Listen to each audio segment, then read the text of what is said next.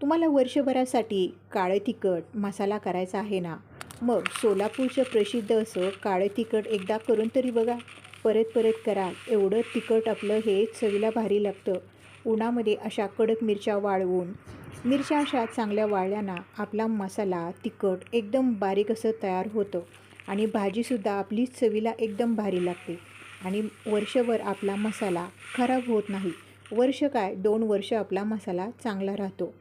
कांदा घातल्यावर तर आपल्या ह्या तिखटाची चव अजून दुपटीनं वाढते. कांदा असा बारीक पातळ पातळ चिरायचा आणि 2 दिवस उन्हामध्ये वाळवायचा. कांदा असा उन्हामध्ये वाळवून घेतला ना, पटकन तेलामध्ये तळला जातो.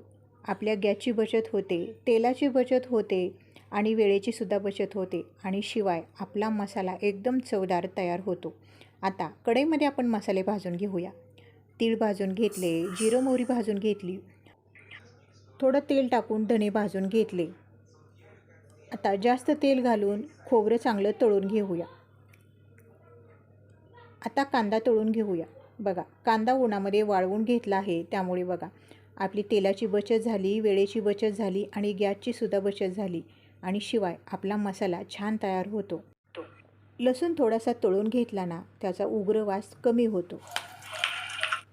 हळकुंड पण तळून घेतले आणि थोडं थोडं तेल घालून सगळ्या मिरच्या आपण काळे डाग पडेपर्यंत अशा भाजून घेऊया.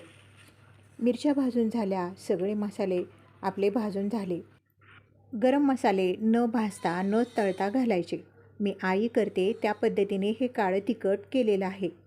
तुम्ही हे काळं तिखट व्हेज नॉनव्हेज कुठल्याही भाजीला घातलं तर तुम्हाला दुसरा कुठलाच मसाला भाजीला घालायची गरज नाही. सगळे मसाले आपण या तिखटामध्ये घातलेले आहेत आणि प्रमाणामध्ये घातलेले आहेत. शिवाय कांदा लसूण पण घातलेला आहे.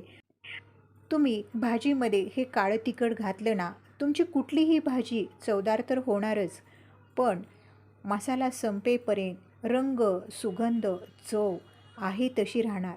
कारण मिरच्या आपण वाळवलेल्या आहेत, कांदा वाळवून घेतलेला आहे. मग काय, तुम्हीसुद्धा करताय ना वर्षभरासाठी हे सोलापुरी पद्धतीचं काळं तिखट? एकदा नक्की करून बघा, तुम्हाला नक्की आवडेल.